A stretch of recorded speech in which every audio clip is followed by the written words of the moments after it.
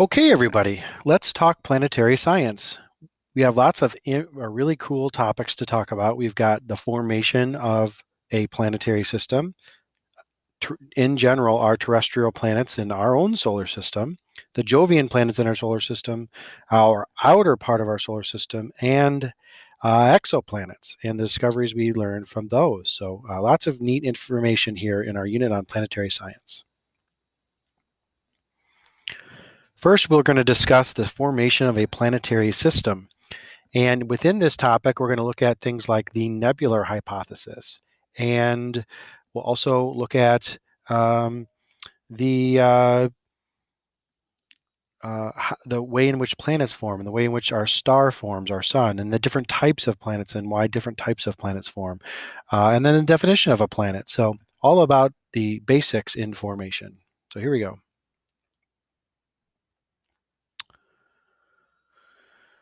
So the study of the origin, evolution, and structure of our solar system or any planetary system is called cosmogony. It's a little bit different than that word cosmology you might have heard before.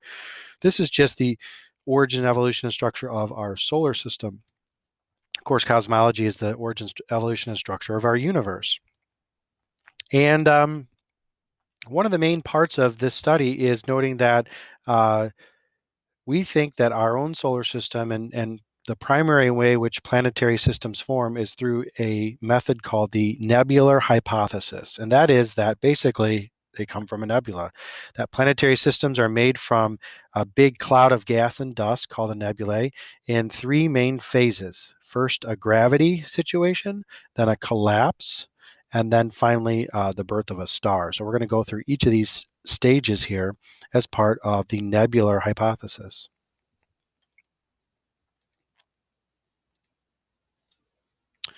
Okay, so stage one is all about gravity. So first of all, to define a nebula, it is a cloud of dust, ice, and gas. And the gas is primarily hydrogen and helium. Those are the most common gases in our universe. A common nebula might look something like this. This is a picture of the beautiful picture of the pillars of creation in the Eagle Nebula. This is a sort of nebula, right? And within this nebula alone, there's probably enough gas and dust to form tens of thousands of stars. What first happens is that just basic static electricity, things moving past one another, generating static, will actually help things start to clump together and molecules to clump together a little bit. But the main thing that brings molecules together to actually start to form a planetary system are gravity waves. Every large galaxy has a large supermassive black hole in its center, or most do. Ours does. And in the center of the Milky Way galaxy, we have a big supermassive black hole. It sends gravity waves throughout our galaxy. Throughout the disk of the galaxy, then, are these gravity waves, and waves behave in such a manner where they clump material together, and then they relax it as they move on. And so, as the gravity waves pass through the nebula, they force material together. So, stage one is getting the material to come together to begin with.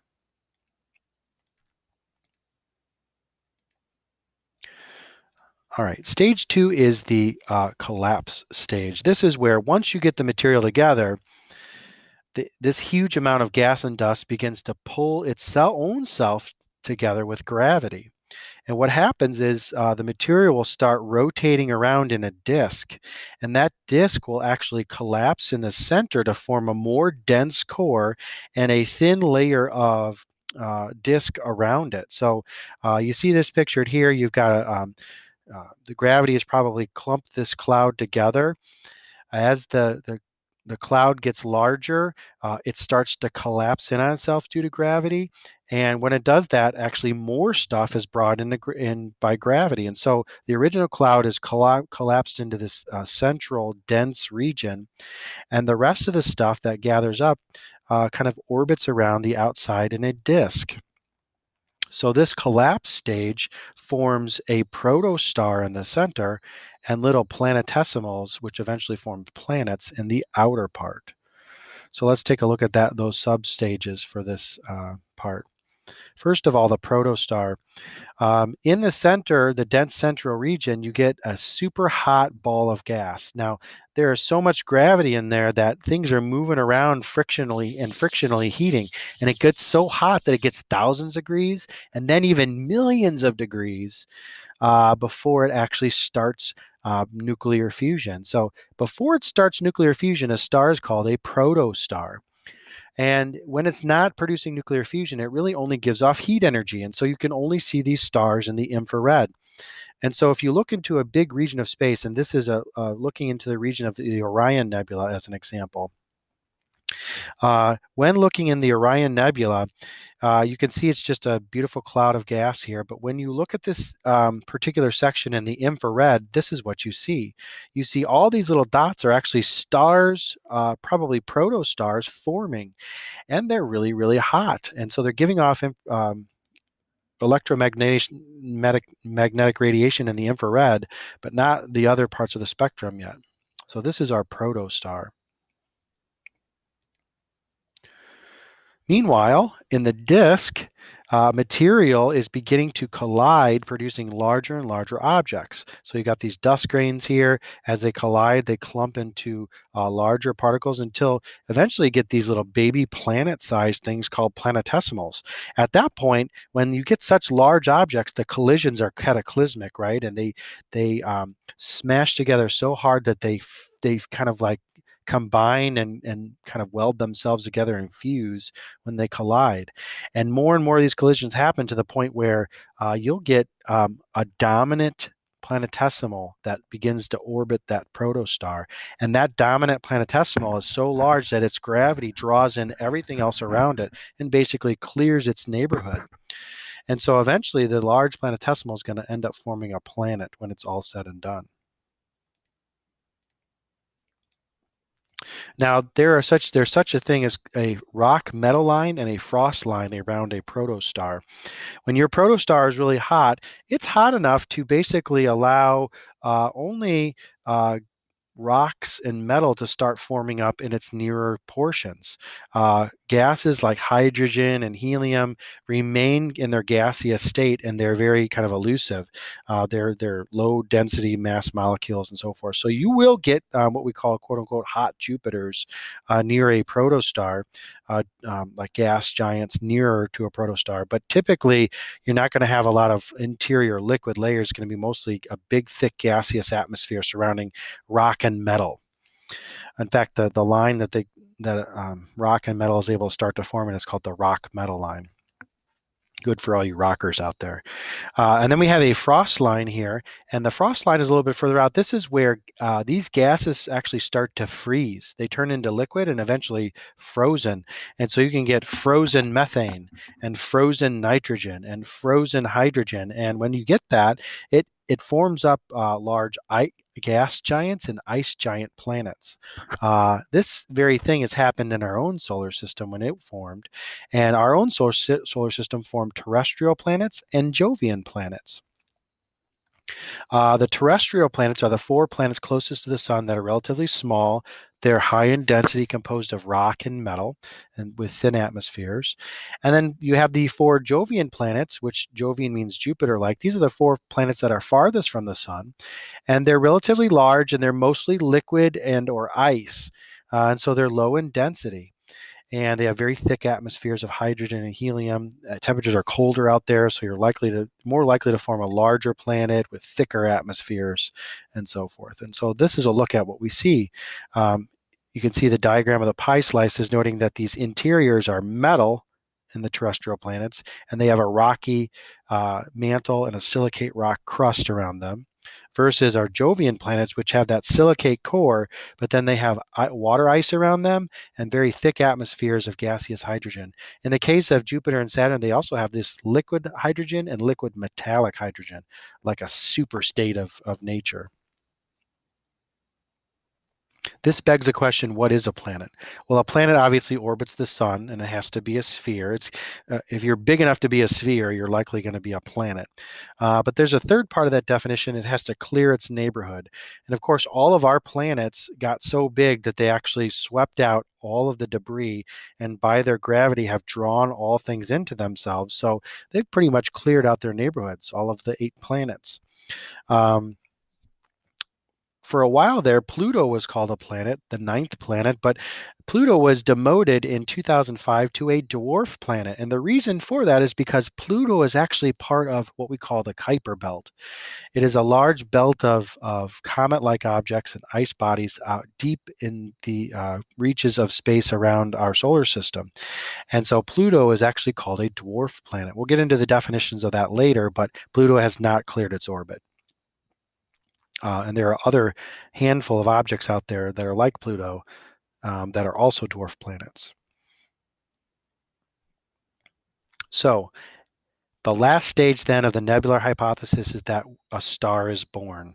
And at this point, our planets have cleared their orbit, and that central ball, which was a protostar, has begun nuclear fusion.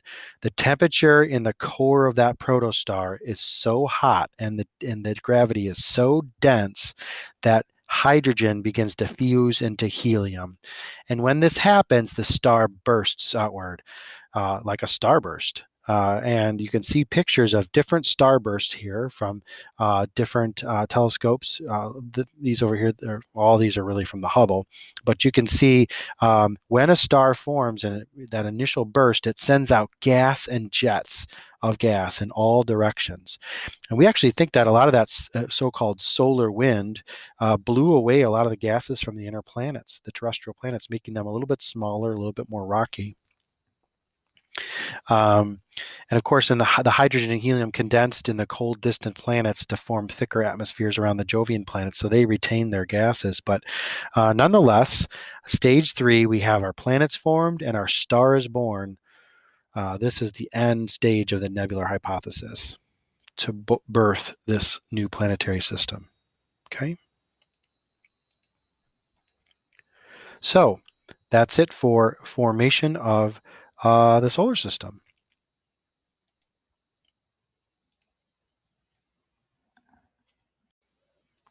All right, then, let's talk about terrestrial planets. We note that when terrestrial planets form between the rock metal line of a star and that frost line, they become rocky and metallic, and certainly that's what we see in our terrestrial planets. So let's get started today with terrestrial planets. The first terrestrial planet, of course, is Mercury. That's the one that's closest to our sun. It is small. Mercury is actually a little bit smaller than our largest moon in the solar system, Ganymede. Ganymede is on Jupiter, of course, and Mercury, if it was its own planet, it would be a planet. But Mercury is smaller. Because of its small size, it doesn't have enough gravity to maintain an atmosphere. The thin layer of gas that surrounds a planet is dependent on the gravity of the planet to keep that air near the surface. Because Mercury has such little gravity, and because it's so darn hot, the gases have just kind of bounced around really fast and then flown away. So no real atmosphere on Mercury. On the sun side of Mercury, the temperatures reach 800 degrees Fahrenheit, which that's pretty impressive, right? However, because there's no atmosphere, there's no way to transfer that heat around the planet. And so on the cold side of Mercury, the temperature is like minus 290 degrees Fahrenheit. So it is truly the land of extremes, extreme hot sun side and extreme cold opposite side. Our next planet out, the next terrestrial planet, would be Venus. And Venus, being about 95% the size of the Earth and about 82% of the Earth's mass, it's often called the sister planet of Earth. Venus is very similar to Earth's interior. It's got it likely has a iron-rich core, solid, and then a liquid outer core, a dense silicate rocky mantle, and a low-density silicate crust, very much like Earth.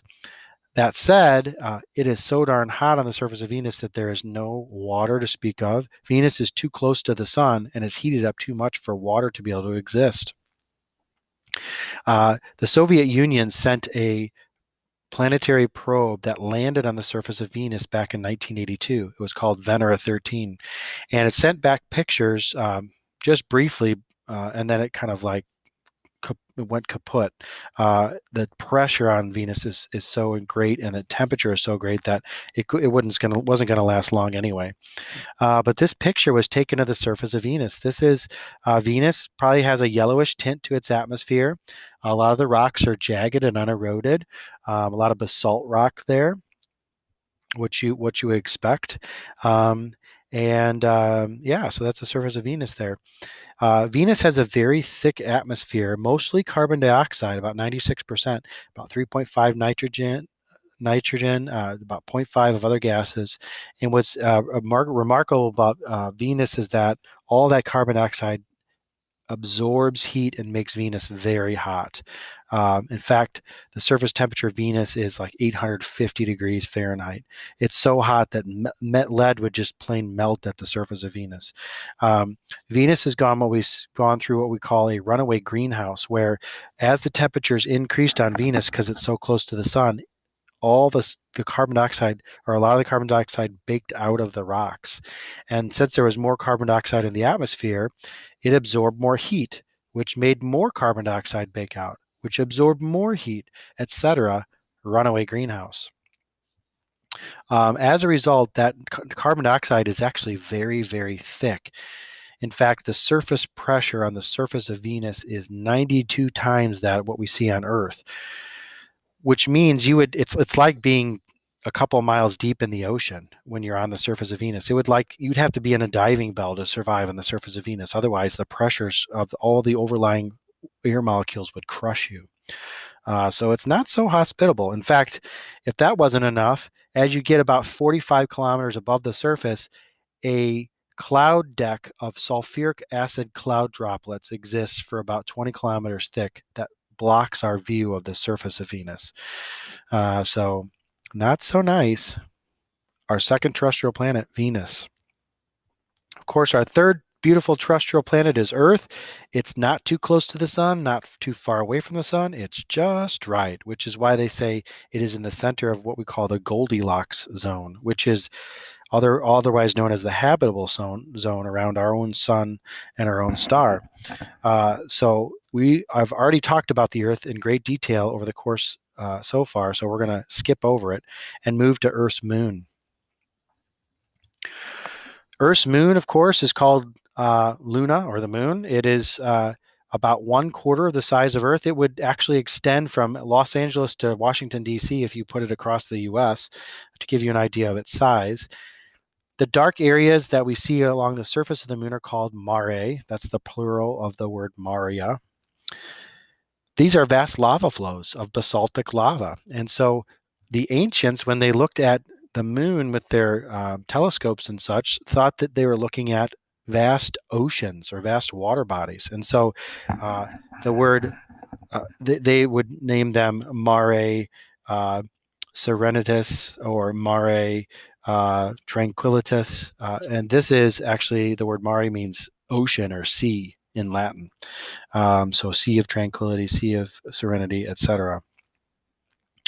Additionally, some land features, you see rough highlands on the surface of the moon. You usually see these best when you're looking at the moon at its terminator, and that's the line at which the shadow of the moon starts.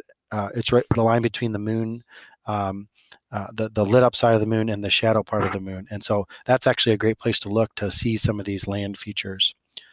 Another fun fact is that the moon's poles have big sources of ice, which might be a good source for human explorers. If we ever want to put a base on the moon, that might be a source of water for us, rather than having to drag water up to the moon.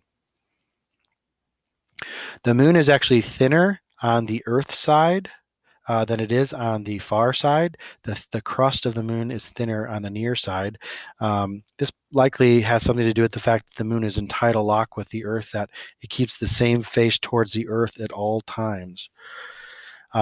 We know that from putting seismometers on the surface of the moon and detecting moonquakes, that the interior of the moon is very similar to that of the Earth. It's got a solid inner core of iron and nickel, a fluid, liquid outer core, and then it's got this zone of silicate mantle rock and then crustal rock at the top. So since its interior makeup is so very similar to Earth, most scientists agree that they think that the moon formed from the Earth, that um, a about 15 million years or 50 million years after the Earth formed, a Mars-sized object collided with the Earth, and it ejected mantle material outward, and that later gathered to form the moon. And so this one's called the giant impact theory. As a result, you can see the picture here showing impact, ejection, orbiting, and then collection to form the moon. The next stop is Mars. Mars is about half the diameter of the Earth and about a tenth of its mass. You can see the comparative size here. Mars has, of course, a very reddish tint to it. We think that that's oxidized dust. A lot of iron in the dust was oxidized as part of Mars's past. It gives it its pinkish tint. It gives that atmosphere its pinkish tint, the dust blowing around out there. There are water ice and carbon dioxide ice clouds that float over the surface of Mars. And Mars, we can see the surface from orbit. It's transparent to visible light. It does have a very thin atmosphere. Mars, since it's so much smaller, doesn't have as much gravity, so its atmosphere is is thinner than Earth's, and thinner than Venus's, of course. It is 95% carbon dioxide, but because it's so far away from the sun, there's not enough heat and not enough thickness of atmosphere to keep or hold any heat. It's also its smaller size means its interior is probably cooled off, eliminating that source of heat as well. Here's a picture on the left of Mars, clear and visible to the surface. And on the right here, Mars in a global dust storm. It turns out that the rapid cooling between the night and the day on Mars causes winds to kick up, which causes planetary-wide dust storms. What happens is during the day on the equator on Mars, it could be like 70 degrees Fahrenheit, believe it or not.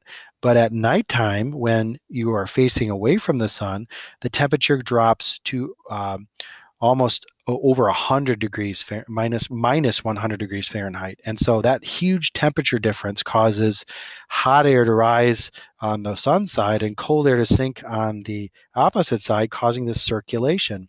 And the planet-wide circulation causes these big dust storms to kick up.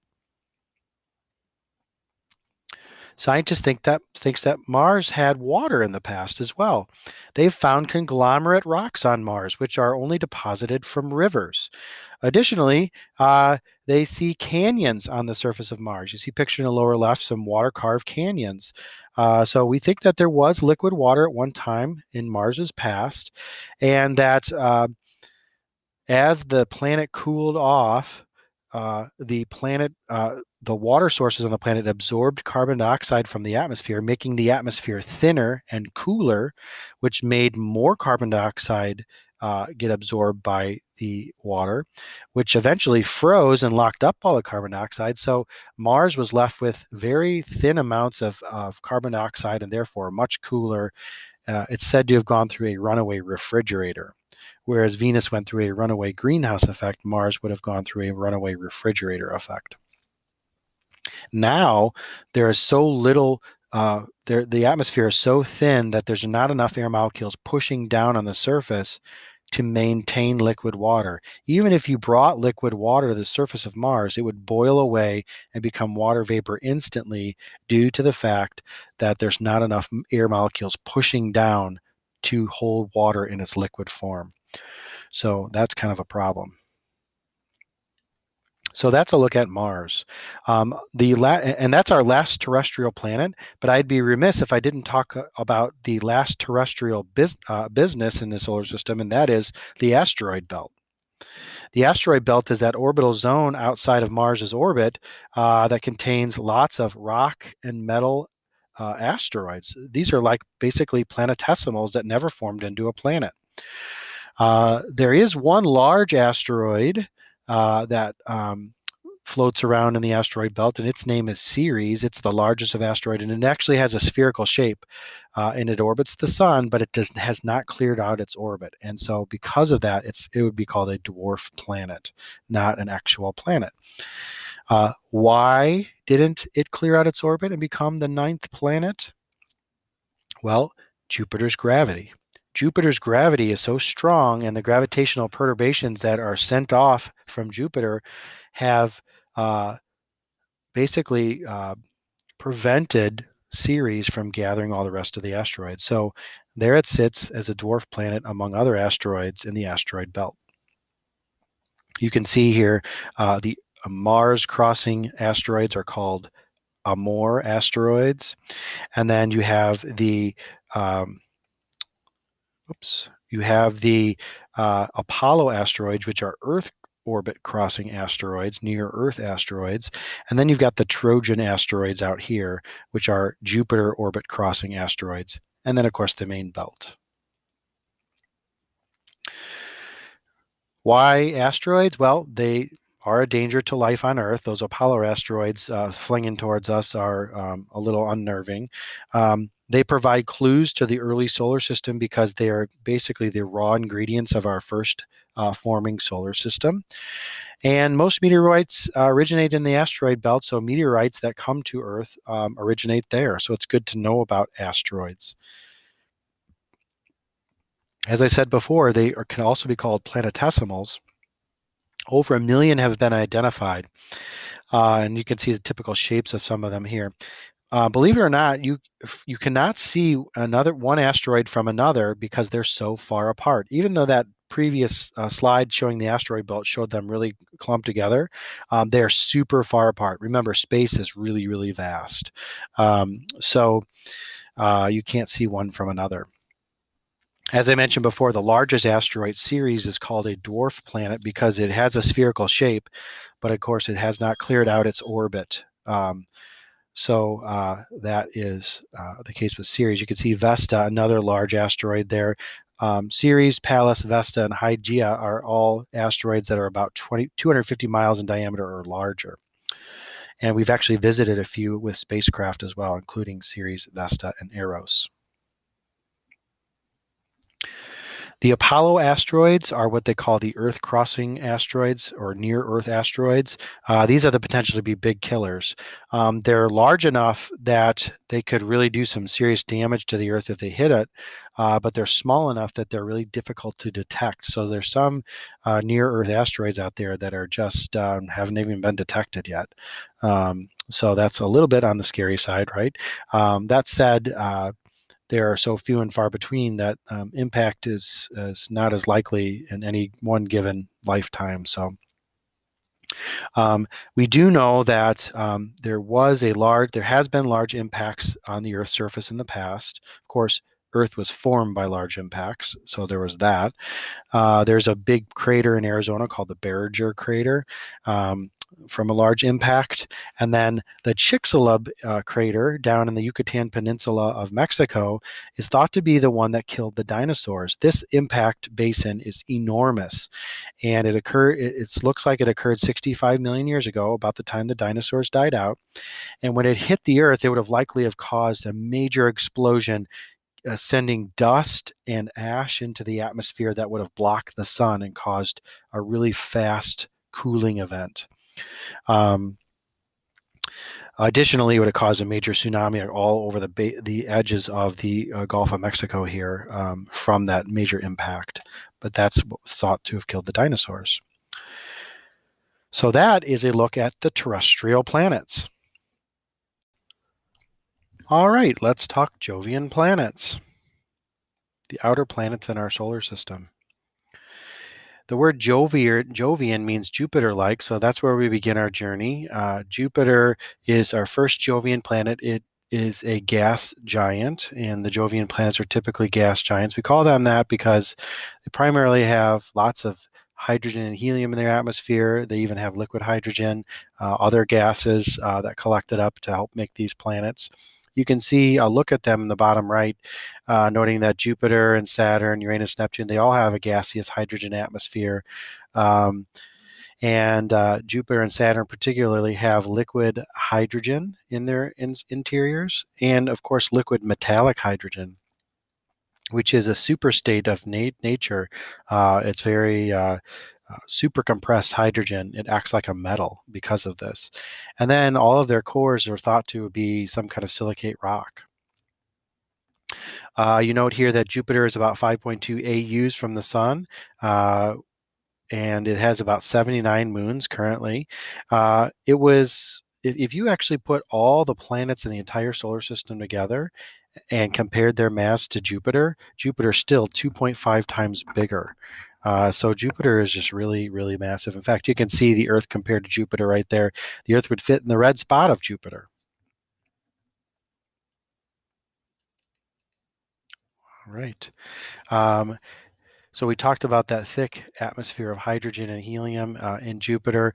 Jupiter has a big thick atmosphere because the planet is very cold, first of all, so the molecules are moving slowly, they escape less. And then also Jupiter has a big gravity, so it keeps that nice thick atmosphere.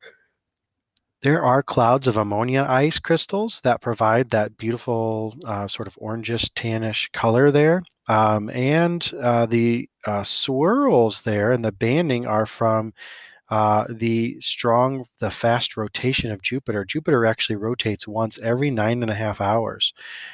So it rotates very, very fast. And as a result, the interior heat of Jupiter creates convection, hot gas rising, cold gas sinking. And as it convects, the gases get deflected to the side by this fast rotation. And bada bing, bada boom, you have beautiful bands and swirls. So the Coriolis force produced by that strong rotation and that convection inside Jupiter, that's why it has those pretty bands and swirls.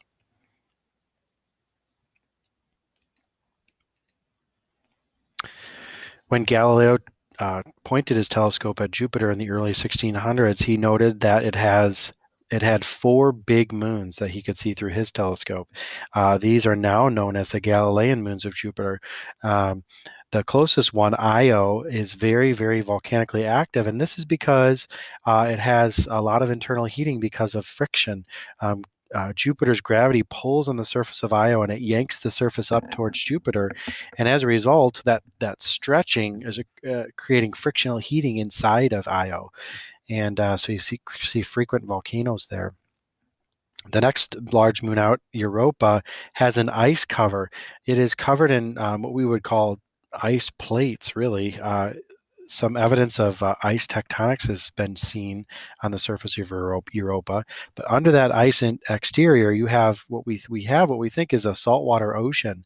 There's enough internal heating in Europa to make that warmer interior, and so the interface between the rock at the bottom of that saltwater ocean under the ice of Europa might actually be a place where we could find some bacterial life. So scientists are very interested in seeing that. The nutrients for life, as well as the heat for life and the heat energy, is there present at that bottom of that ocean, we think.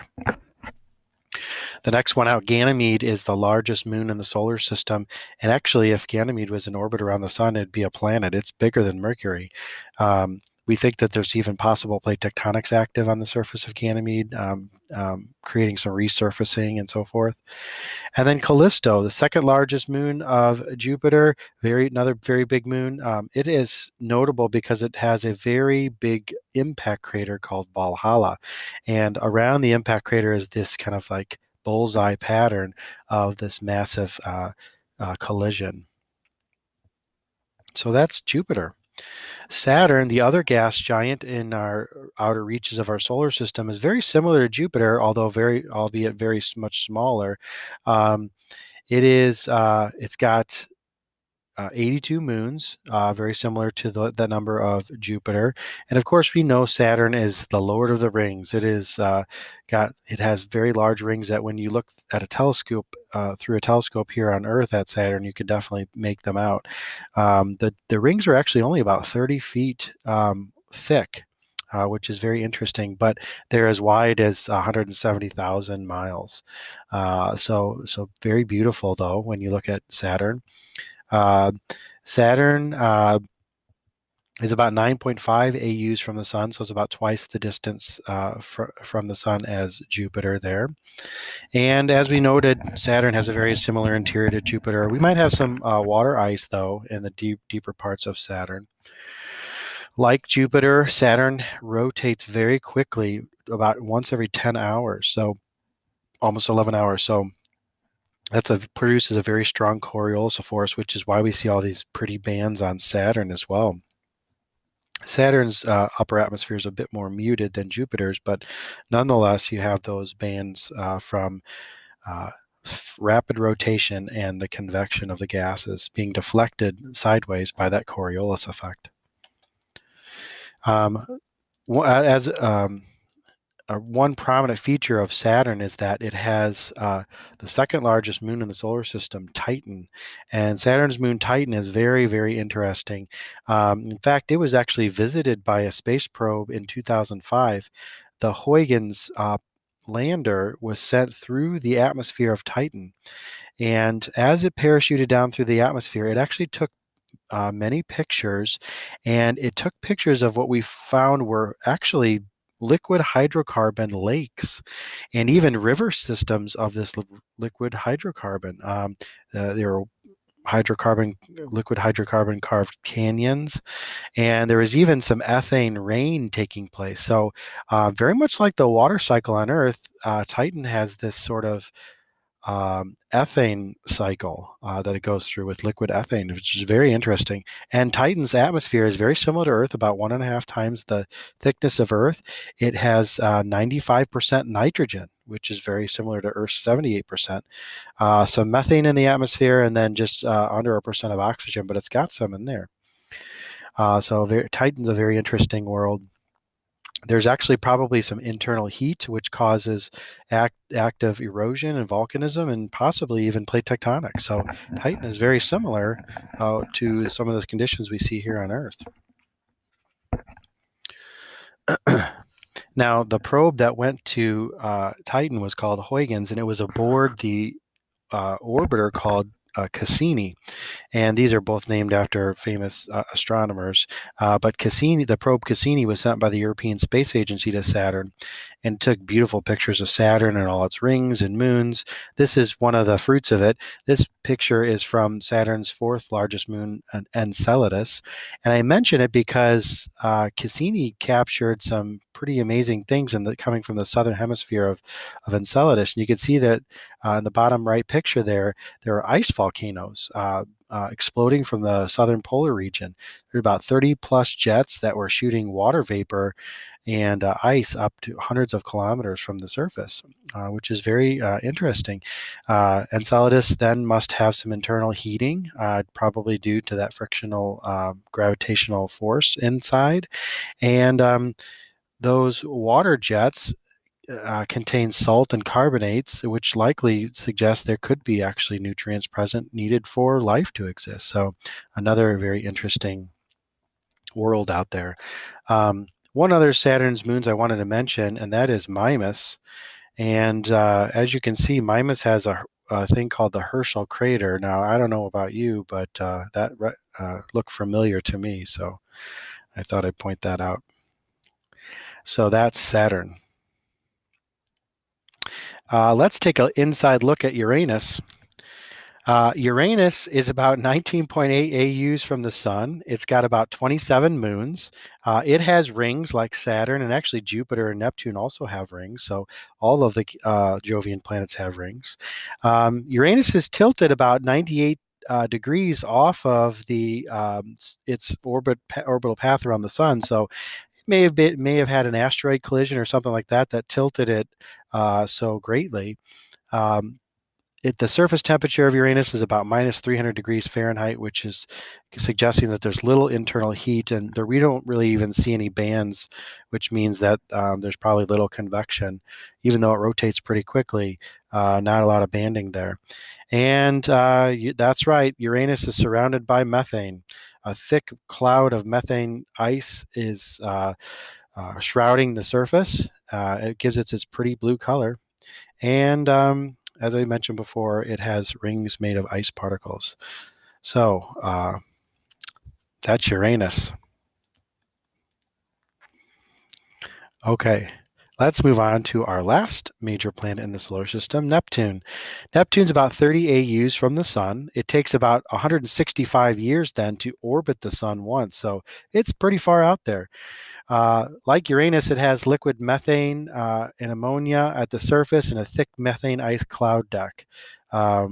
The difference with Neptune is that we think there's some internal heating going on, which is why we see convection on the planet. And because of its rapid rotation, we see pretty prominent bands on Neptune.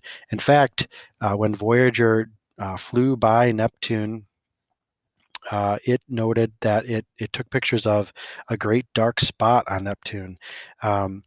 When scientists looked at Neptune with the Hubble, they just saw that spot had gone away, but then it reappeared again. So Neptune's atmosphere is pretty active, as it were. Now, Neptune has several moons like the rest of the Jovian planets, the largest of which is called Triton. Its density is about 2 times that of water, which suggests it's about 75% rock surrounded by a layer of ice. And it's actually colder than Pluto. It's about 35 to 40 degrees Kelvin, which is close to the absolute 0 point. It's so cold that nitrogen frost covers its surface. It gives it kind of like a cantalouped texture. And we've seen black streaks on this surface, indicating that there might be some volcanic venting going on there from Triton below. So maybe some internal heat there. And an interesting thing about Triton is that it orbits the opposite way that Neptune rotates. So this is very unusual. It makes us think that perhaps Triton is a captured Kuiper Belt object, like a comet-like object that was captured sometime during Neptune's past. So that is a look at Jovian planets from Jupiter and its beautiful bands and swirls because of the rapid rotation and the intense convection, causing the Coriolis effect to direct those winds and make those bands and swirls. We looked at Saturn, very similar to Jupiter in its makeup interior, interior and atmosphere. And then Neptune and Uranus, more similar to each other than to the other two. They're called, Neptune and Uranus are called the ice giants, whereas Saturn and Jupiter are called the gas giants. So that's a great look at the Jovian planets. All right, so the outer solar system. This consists of the Oort cloud and the Kuiper Belt, which we'll discuss, the ins and outs of comets, which are pretty interesting. We'll then kind of turn our discussion to meteors, because comets help produce meteor showers. So we'll look at those, and we'll talk about the difference between a meteoroid, a meteor, and a meteorite. We'll also then turn our focus to the dwarf planets, which are the kind of last parts of that outer solar system. We'll save exoplanets for the next section, which is even further out. So if you look at our solar system, you can see the sun here with the 4 inner planets orbits here, and you apply that into this diagram here, and you see that that inner part of the solar system is lined with the outer part of the solar system, and then you've got this cloud of comets and ice and dust that surrounds in a disk the planets, and this is called the Kuiper Belt. And notice here that Pluto is a Kuiper Belt object, that it has a very elliptical orbit, and its orbit is tilted. So Pluto is out there in the so-called Kuiper Belt. This would be part of that disk that are formed up for the original formation of the solar system. It's about 30 to 50 AUs out. From there, if you take this diagram and put it into the context of the Oort cloud is a massive sphere of comets and ice and dust that surround the very outer parts of the solar system. The influence of the heliosphere, which is the sun's influence of gravity out into deeper space around it, captures lots of ice and dust. So this would be part of the very original parts of the solar system, and that's from about 5,000 to 100,000 AUs away from the sun. One of the primary objects in the Kuiper Belt in the Oort cloud are comets, which are ice-rich bodies that give off gas and dust when they're warmed by the sun. And the word comet is Greek for long hair, so they very much look like something with long hairs protruding outward. There have been over 6,300 comets cataloged, and these provide clues to the origin of the solar system because they are formed up from those very first elements. So we can kind of see and study some of the things that come from them. And as I mentioned before, they originate in the Oort cloud and the Kuiper Belt. Here's a picture of the Hale-Bopp comet that flew by Earth in March of 1997. You can see the two beautiful tails extending out from Hale-Bopp, which we'll talk about why that is, but nonetheless a beautiful sight. Going out the days before March 22nd, the days after March 22nd, you would see Hale-Bopp. If you went out the same time every night, you'd see it kind of marching across the sky, little bits each night when it made its flyby near the Earth. Comets come in a couple of varieties, short period and long period. The long period ones kind of visit the inner solar system just for a short time, and then they don't really come back for a very, very long time, whereas short period comets come back relatively frequently. Halley's Comet is one example. Halley's Comet came by in 1986, and its period is about every 76 years. So we stand to see Halley's Comet again, say in the 2060s there. But their comets typically have very highly elliptical orbits, many times not on the ecliptic, which is the path of the Earth and the rest of the planets around the sun. And they really don't streak across the sky. That's really what a shooting star is. Instead, comets go night by night ever so slowly through the sky, traipsing their way through, so you can see their beautiful streaking colors. The anatomy of a comet is shown here, noting that the nucleus of the comet, that's the actual icy rock that's hurtling through space. When it gets close to the sun, it starts to heat up and stuff starts to explode outward and expand outward from the surface. That part is called the coma. And then as the comet orbits toward the sun and hurtles through space, it kind of like ditches a lot of the ice and dust that was near the surface that's exploding away, and that's called the dust tail. And then finally, so the dust tail kind of goes away from where the comet is moving. You can see in this picture the comet's motion is down towards the bottom of the screen. That's why the dust tail is pointing that way. There's another one called the ion tail, and the ion tail is a glowing trail of gas created by the solar winds hitting the comet and blowing past the comet and blowing material and gases off the comet. And so you can see to the sun down here, the sun's light and the solar wind comes in, hits the comet, and creates this ion tail. So two beautiful tails coming from a comet. Now, many times these comets swing in through the inner solar system and swing back out, and as they do, they leave trails of ice and dust along with them. And the ice and dust kind of like continue to move through space ever so slowly, but Earth's orbit passes through these dust tails. And as it does, the dust and ice enters the atmosphere and burns up on its way in. As material comes through Earth's atmosphere, it encounters so much air friction that it heats up and basically fires off. A piece of space debris burning up as it passes through the mesosphere part of our atmosphere is called a shooting star. And another term for that is a meteor. A meteor is a quick streak of light in the sky as the meteoroid burns up. The ice and dust and rocks left behind by a comet would be kind of called meteoroids. They're called meteoroids in space. They're called meteors when they burn up. And if they happen to be big enough to make it to the Earth's surface and impact, the left behind rock that's sitting there steaming on the Earth's surface, that is called a meteorite. So like bauxite, halite, pyrite are all minerals. A meteorite would be the leftover mineral from a meteor, and a meteor starting off as a meteoroid. So oftentimes when the Earth's orbit passes through these old comet dust tails, bursts of meteors will burn up, and we call this a meteor shower. And they often name these meteor showers based on the portion in the sky that we see them in, typically by their constellation. The point in the sky we see the meteor shower is called the radiant. And they often name the radiant after the constellation we see those meteors in. So, for example, as Earth passes around the sun in its August portion of its orbit, it collides with the leftover dust tail from a comet, and those meteors appear in the constellation of Perseus. So this is called the Perseid meteor shower in August. And then as the Earth continues to traverse around the sun, it passes through another debris field from a past comet. And these meteors typically show up in the constellation of Leo. So this is called a Leonid meteor shower in November.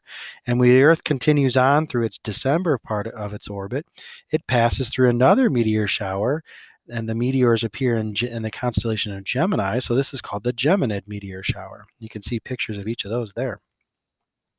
Now, typically meteor showers, you'll see maybe 5 or 10 meteors a minute or so.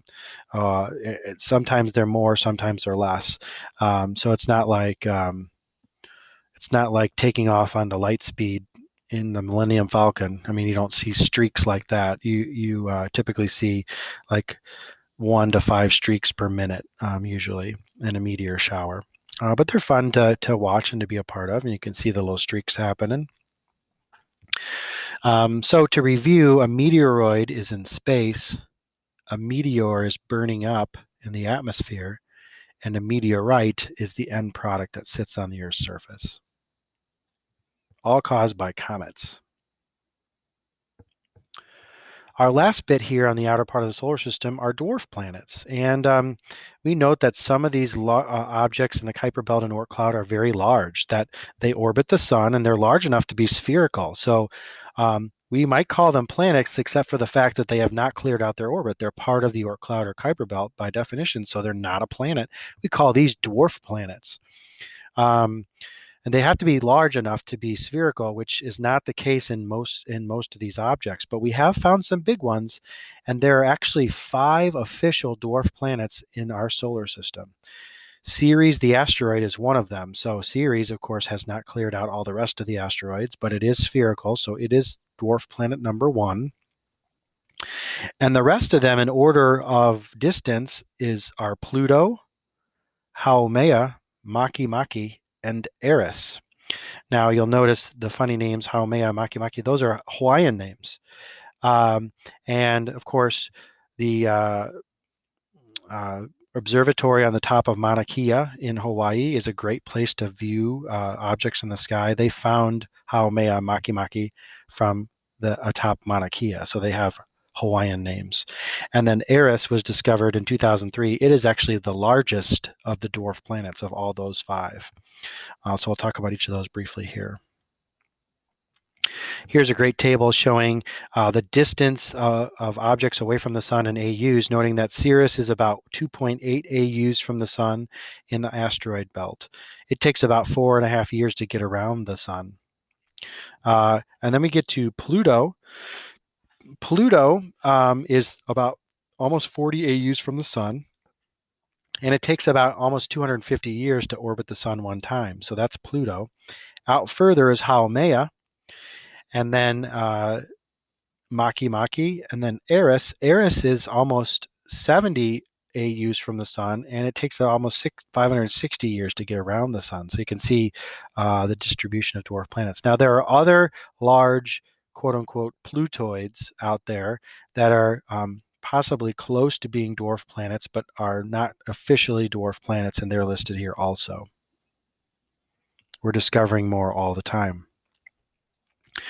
Earth's moon is for scale here. In this slide, you can see all the 5 major dwarf planets here. Eris being the largest, discovered in 2003, and it actually has its own moon as part of the deal. Pluto, of course, discovered in 1930, once was the 9th planet, but after we started to kind of hammer out the details of the Kuiper Belt, it made more sense for Pluto to be demoted to a dwarf planet. It has 5 moons. It actually takes only 6 days to rotate around one time. The next one out, Haumea, discovered also in 2003, only takes about 4 hours to rotate around one time. So it is zipping around. It is really rotating fast. And as a result, it is potato-shaped. It's oblong because of that fast rotation. Maki, discovered in 2005. And then Ceres, of course, 1801 was its discovery. And those are the outer dwarf planets. Now, interestingly enough, the way that these dwarf planets are orbiting and the way the objects in the Kuiper Belt and the Oort cloud are moving, scientists think that there's actually a gravitational anomaly that would suggest that there is a 9th planet, like an actual large planet in orbit somewhere around the sun outside the orbit of Neptune. But we're still, that's still trying to be located. But scientists think because of the gravitation of the orbits that might be out there. So that's the outer part of our solar system.